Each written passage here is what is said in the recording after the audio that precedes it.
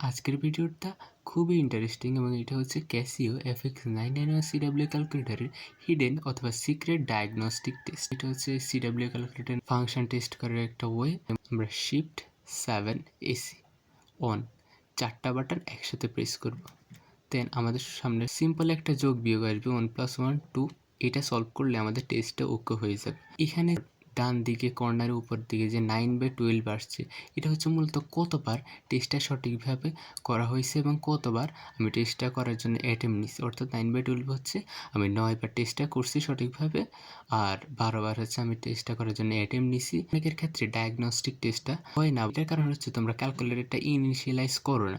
অনেকের calculator initialise করা থাকে না, ওই জন্য ডায়াগনস্টিক টেস্টটা করা যায় না। সো এই সম্পর্কে আমার চ্যানেলে একটা ভিডিও আছে কীভাবে ক্যালকুলেটর ইনিশিয়ালাইজ করবা, তো ওইটা তোমরা দেখে নিতে পারো।